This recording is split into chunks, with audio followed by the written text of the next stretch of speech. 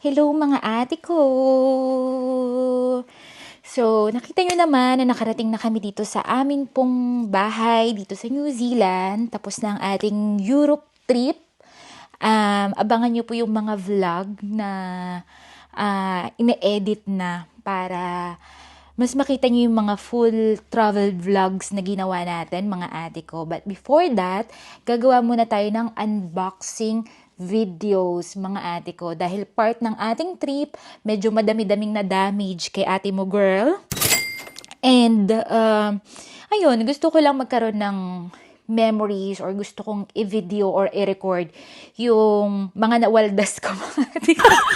Mga nawaldas ko, mga ate ko. So, ayun, samahan nyo akong mag-unboxing and mag-review ng mga na-damage sa ating Europe trip, mga ate ko. Let's go!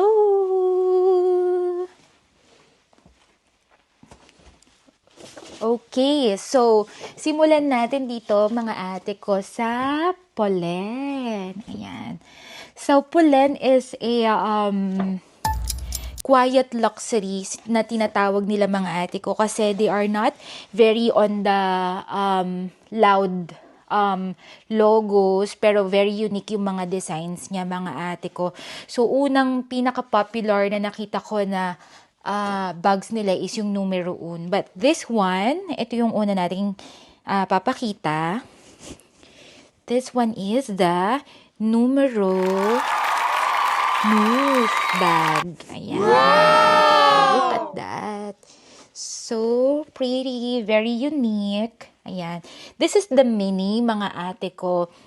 Meron siya actually na regular size, pero hindi ako masyadong mahilig sa mga malalaking bag. Gusto ko yung parang sakto lang sa pang crossbody or panghawak, ganyan. So, ito yung aking napusuan, mga ate ko. I think this color is blush. So, tingnan natin yung loob. Actually, nabuksan ko na to. Parang for the for the cloud, charis, for the vlog. So, ayan. Ayan yung loob niya, mga ate ko. Spacious siya, pero medyo may pagka-anti-theft siya, mga ate ko, kasi medyo mahirap buksan. Pero sa loob, meron siyang kasama din na strap, mga ate ko. So, lagay natin yung strap. So, una, pwede siyang ganyan, ganyan. Ayan, hawak lang. Pa-cute girl lang siya, mga ate ko. And then, pwede mong ilagay yung strap. Lagay natin yung strap. Para maging crossbody naman siya, mga ate ko. So, lagay ko lang yung strap.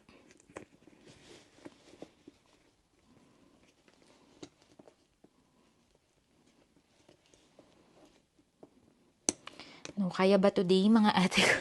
So, ayan yung strap, mga ate ko. Mahaba yung strap niya. And there you go. Pag nilagay mo yung strap, ayan, po pwede na siyang crossbody. Ayan, mga ate ko. O, diba? Pamay na lang po, numero nuf in the color blush. Ayan, mga ate ko. So, how much to? Parang nasa 380 euro yata, mga ate ko. So, pag-convert mo sa peso, parang more or less 25,000, mga ate ko. Plus tax refund pa. Parang naka-refund ako ng mga 12%. So, that's our first bag, the numero no. Next natin, mga ate ko, another pollen. Ito yung sinasabi ko kanina na isa sa pinaka-popular nilang bags. And ito yung gustong-gusto ko talaga nung una pa lang na nakita ko yung mga nagsusuot ng pollen. And this is, janjararan, their numero nano. Ayan, mga ate ko. Actually, nagamit ko na siya. Pero, sabi ko nga, for the vlog, ay i-unbox ulit natin. So, ayan siya. So, yung strap niya, mga ate ko, hindi siya natatanggal. So, pero, parang, very, unique yung pagkakagawa sa kanya. Hindi siya actually, so kung titingnan nyo, akala nyo para siyang backpack, mga ate ko. No, it was not made, I think, para maging backpack. Pero ayan, yung strap niya is para sa crossbody, mga ate ko. So, ayan. So, ang color nito is Trio Caramel kasi parang tatlo yung kulay niya, mga ate ko. So, 1, 2, 3. Ayan. So, yung loob is like this. Ano siya, na-unbutton siya, mga ate ko, para mas maluwag. Ayan. Maluwag naman siya sa loob, mga ate ko. Kasya yung cellphone, yung passport namin, na ilagay ko din dito. Tapos mga lipsticks and mga sunscreen, yun yung mga napaglalagay ko sa kanya. So, ganda rin siya. And sobrang gusto ko yung color niya kasi tricolor siya. Ayan pa yung sa likod niya, mga ate ko. Oh, ang ganda. And pwede siyang ibagay sa kahit anong outfit like this, mga ate ko. Pwedeng casual, pwede ding, I think, pwede din sa formal to. So, ayun, mga ate ko. That's our next bag, the Pulen numero 1. I think ito, nasa 340. So, mas mura siya ng kaunti dun sa Noof. So, more or less 20K sa peso, mga ate ko, plus the refund. Ayan, so pretty. Lagay natin siya dito, diba? Beautiful, beautifuls. And another best-selling bags. Kasi best-selling so dapat may S kasi maraming bumibili. Hirap. So, another one of the best-selling bags. Lagyan ko na lang ng madaming S, mga ate ko, para sure. Ng Pulen is ang kanilang Tchan-tararan! Saimi! Look at that, mga ate ko. So, yan. Diba, mga ate ko, sabi ko kanina, hindi ako mahilig sa malaking bag.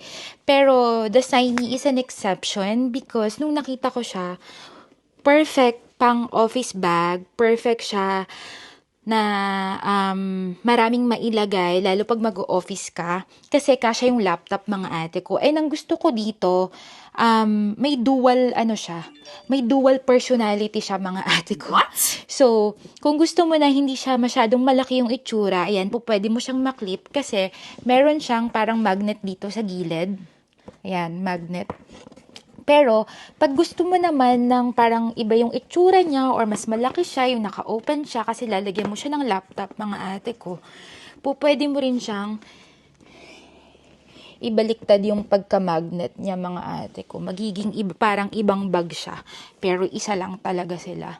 Wow. Ayan, mga ate ko. Yan, parang naging naman siya. Parang boat naman siya, mga ate ko. Kanina parang dumpling.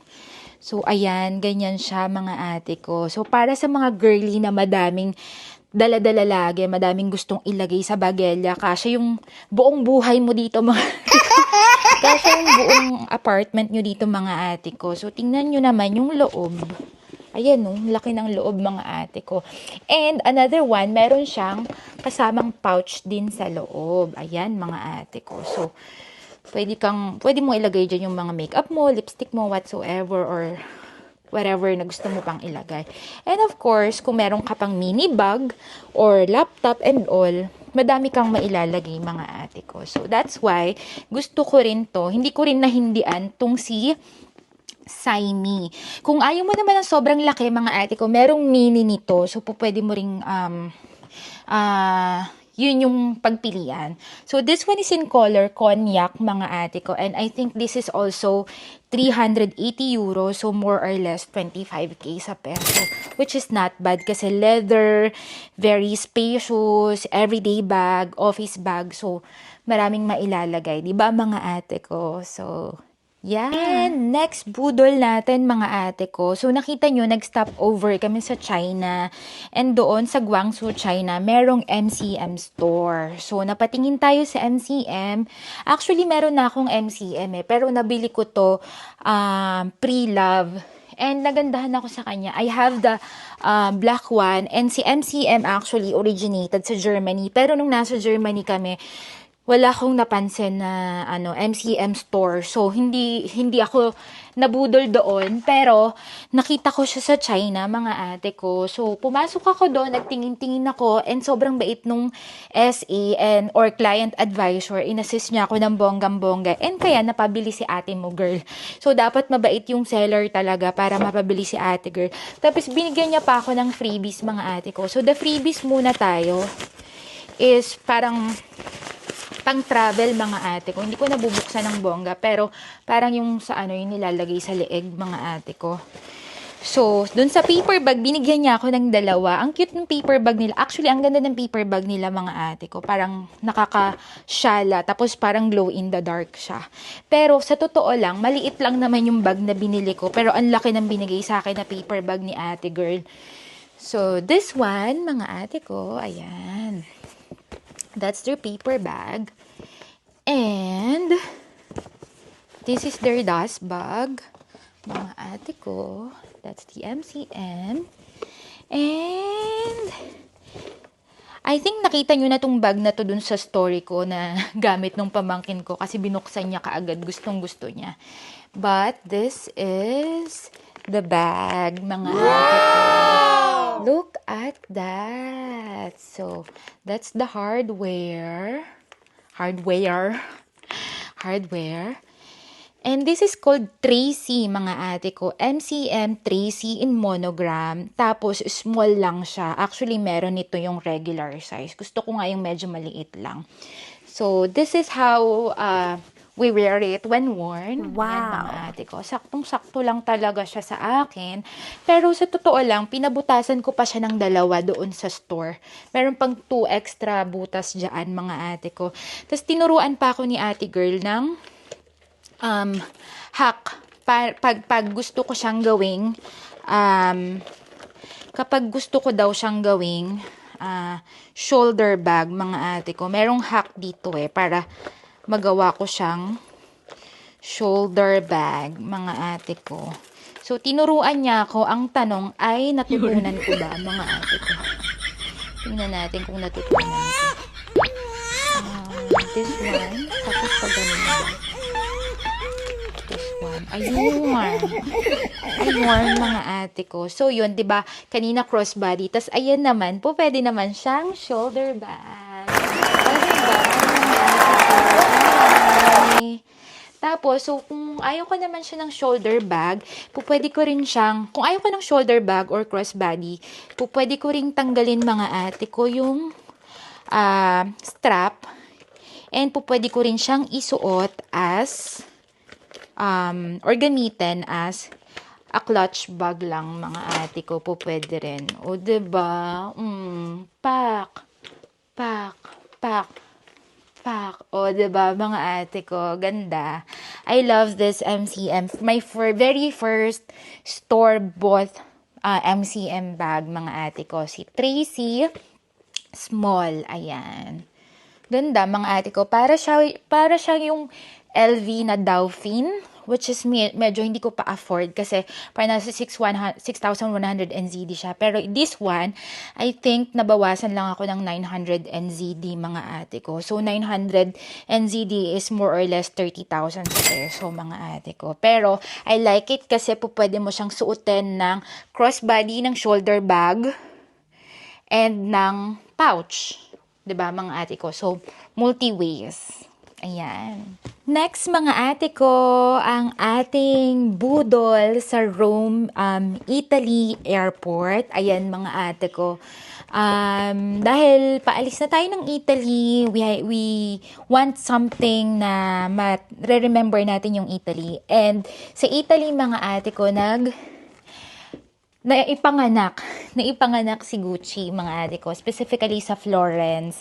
So, that's why, I decided na makabili din ng something from Gucci doon sa Italy. Though, mga ate ko, this is not my first store-bought bag. Meron na akong nabili before sa store ng Gucci dito sa Queen Street nung umuwi kami sa Pilipinas. Pero, of course, nandun na tayo sa Italy, sa lugar kung saan pinanganak ang Gucci, mga ate ko, and 18% tax refund. So, tinake advantage na natin. Ako ba ang nag-take advantage or si Gucci? Charot. So, ayan. Yan ang kanila ngayong paper bag. Before, it was the green paper bag, pero ngayon, ito na, red. And then, as in, hindi ko pa ito nabuksan, mga ate ko. So, fresh na fresh. Ayan, bubuksan natin. Dahan-dahan. Yan. And look at that. Ganda, mga ate ko. So, hihilahin ba natin to? Charis. Siyempre, hihilahin natin, mga ate ko. Dagilid. Ayan. And dahan-dahan, mga ate ko. Ayan. And, ayan na. Janjararan.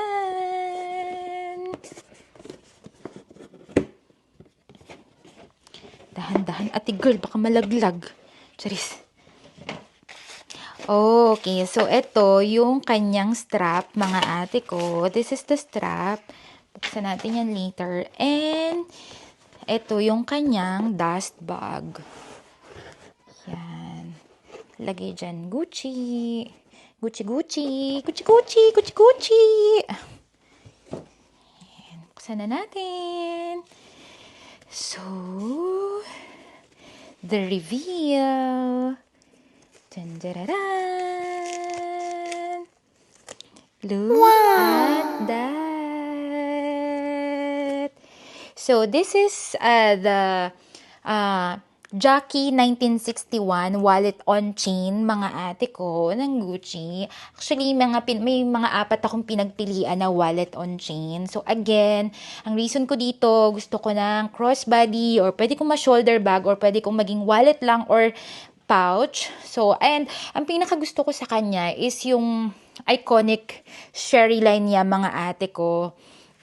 And yung parang pinaka-clip niya na hindi siya horse bit eh. So, kakaiba yung clip niya, yung hardware niya. And hindi siya yung usual na interlocking na GG, mga ate ko. Kaya siya yung nagustuhan kong bilhin. Ayan. So, click lang natin dito. Sana tama ako, no, mga ate ko. Ayan. So, pagka-click mo dito, mga ate ko, ayan, medyo hila lang dito. Ayan, para siya ay ma-unlock or mabuksan, mga ate ko. And there you go. Buksan ko lang. Ay, pakak. Oh, ayan, mga ate ko. Yung laman niya. So, may dalawa siyang compartment, maraming cards na lalagyanan. And of course, merong sa loob. Merong Tapos yung kanyang mga babasahin, mga ate ko. Ayan. Yan, mga ate ko. So, nakikita nyo, merong mga clip dito. So, dyan ko i-clip, mga ate ko, yung hardware. Ay, hardware. O, tama, yung hardware. Or yung kanyang strap, mga ate ko. So, makikita nyo, pag maisusuot ko na to, so, pwede siyang ganyan, crossbody, pwede rin siyang shoulder bag, na ganyan, mga ate ko. And of course, pwede siyang mismong wallet lang.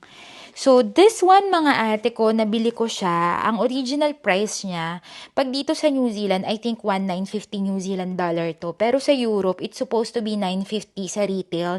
Pero dahil non-EU nga tayo, mga ate ko, we have 18% tax refund. So, nabili ko siya 778 euro. Or nasa 50 to 50k sa peso, mga ate ko. Pero originally, kung sa New Zealand ko to bibilin, it's 70,000 pesos, mga ate ko. So, nakatipid ako, di ba, mga ate ko? Nakatipid ako ng mga 15 to 20,000, di ba, mga ate ko? Girl math 101, mga ate ko. So, nakatipid ako ng 15 to 20,000. Di ba, mga ate ko? Sagot na mga ate kong gastadera. So, ayan, that's the Gucci wallet on chain 1961. And of course, last but not the least, mga ate ko, nakita nyo na to sa aking mga stories. We bought a Louis Vuitton loop bag sa kanilang mother flagship sa Paris, si LV. So, nagamit na rin natin siya, pero for the sake of, yun nga, summarization ng ating mga budol. So, that's the LV bag, LV box, mga ate ko. Nakarating siya dito sa New Zealand ng mapayapa. So, that's how you open it. Pag open mo, you have the dust bag, mga ate ko, na Louis Vuitton. And, you have the card. Sa card, nandiyan yung resibo, mga ate ko. And, of course, the bag, mga ate ko. Ayan. Wow! Here you go. My super duper nice loop bag. So, sobrang tagal ko nang inaay nito mga ate ko. Mga 1 taon na ata. Pero, hindi ko siya ma-afford dito sa New Zealand. Kasi dito sa New Zealand, mga ate ko, it cost 4,100 NZD. So, parang nasa more or less 140 to 150k sa peso, mga ate ko. What? Pero sa Europe, it's 1,950 less 12% kasi sa Paris, sa France ko ito binili. So, parang more or less 120k, mga ate ko. Nakalas ko ng 20k, mga ate ko. So, okay na rin, diba? Okay naman, diba, mga ate ko? Nakasave ako. So, yaan, pwedeng shoulder bag.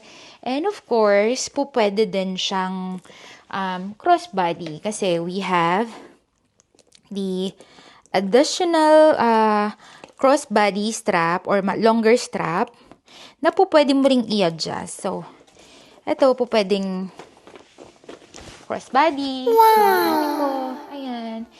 And pwede mo rin siyang i-adjust ng, kung gusto mong gamitin yung pinaka leather strap niya as a shoulder bag naman, mga ate ko, pwede mo rin siyang i-adjust dito. So, ganyan siya ina-adjust, mga ate ko. Pak, pak, pak. Ayan. Paabutin natin siya sa dulo. Ayun. Kaabot siya, mga ate ko. And here as well, you have to push the button. And let me go. Let me know. So, lang ng konti para mag-fit naman siya, mga ate ko. So, dapat pala pabalik. Ayun, nakuha rin. First time pasensya na. So, ayan, mga ate ko, kung gusto mo ng medyo mahaba and hindi naman sobrang sakto sa kilikili. So, ayan, mga ate ko, that's our mga budol sa ating European trip, mga ate ko. And kung gusto nyong pahabol kung ano yung nabili natin sa Chanel, eto na mga ate ko, sa mga nagtatanong, ano ba yung nabili mo sa Chanel? Pa-social climber ka lang ba, darn? Charis. Mga ate ko, wala akong nabiling bag sa Chanel, pero ang talagang pinunta ko doon ay bumili ng pabango, mga ate ko. So, before dun sa pabango, sobrang bait ng client advisor sa akin, sobrang bait ng SA, kasi nakarating na rin daw siya sa New Zealand. Sabi namin, galing kami New Zealand, but we're Filipino, ganyan. So, ang dami niyang binigay sa amin na freebie. So, unang binigay niyang freebie is this one. I think, mga ate ko, this is a lalagyanan ng makeup, mga ate ko. Sige, i-open na rin natin. So, this Chanel Beauty, parang pouch siya ng makeup, mga ate ko. Wow! Ang ganda. Ito, freebie lang to, mga ate ko, Freebie lang to na binigay. Kasama nung binili ko na, napabango, mga ate ko. Wow! Ang ganda, mga ate ko. Look at that. Lalagyanan ng makeup. Oh my God! Wow! Chanel Beauty. Tala. Sobrang generous ng SA na yun, mga ate ko. I love her so much. Ayan, pouch. Ay, ilalagay ko to dun sa sa pulen bag ko. Ayan, Chanel Beauty. Ang ganda, mga ate ko. I'm so kilig. Orte. Ayan, mga ate ko. So, bukod doon, binigyan niya pa ako ng, Chanel Beauty din. Parang, siya, cream, eye cream, mga ate ko, na sample. And then, binigyan niya ako ng mga perfume sample as well. Kasi nga, pabango yung binili ko, mga ate ko. Ito yung Gabrielle. Ito yung nabanguhan ako, mga ate ko. Kaya ito yung binili ko na 100 ml. Binigyan niya pa ako ng sample niyan. Tapos, binigyan niya rin ako nitong lip color or parang lip gloss, mga ate ko. Sample din yan na freebies binigay ni ate ko, girl. And she gave me another 3 sample. Sobrang generous nila sa Chanel, mga ate ko. Actually, sa LV, dalawa lang binigay nilang sample. Pero Carry Bells lang. So, eto, binigyan nila ako ng Red Camellia na sample na perfume. And then, itong another serum, mga ate ko. And another sample ng serum, mga ate ko. So, ayan, super nice nila, mga ate ko. Ito yung isang nagamit ko na perfume, which is si Chance yata to, mga ate ko. Nagamit ko na to nung nandun pa lang kami sa Europe. And yung actual perfume na nabili ko, mga ate ko, this is my favorite. Ay, hindi, ito. This is my favorite. Actually, meron lang akong mga inspired na scent nito before. Pero, sabi ko, gusto kong bumili ng original talaga, yung galing talaga sa Chanel, which is si Coco Mademoiselle. Favorite ko tong scent nila na to, mga ate ko. So, bumili na ako ng totoo. Totoo. Pero dati bumibili lang ako ng parang inspired scent, mga ate ko. And then, the other one is, ito nga yung pinatry niya sa akin. Parang newly released lang daw to, mga ate ko. Wala pang isang buwan. Yung Chanel Gabrielle. Sobrang bango nito, mga ate ko. Kaya, yan, napabili ako ng 100 ml. And yung una kong favorite, which is yung Mademoiselle. So, ayan, mga ate ko. Ayan ang nabili po natin sa Chanel. Wala po tayong na-damage na bag doon. Sa susunod na lang, kasi hindi pa natin masyadong afford. Charis. So, ayan, mga ate ko. Thank you so much for watching this unboxing. That is our European trip budol, mga ate ko. Until our next budulan session. Bye!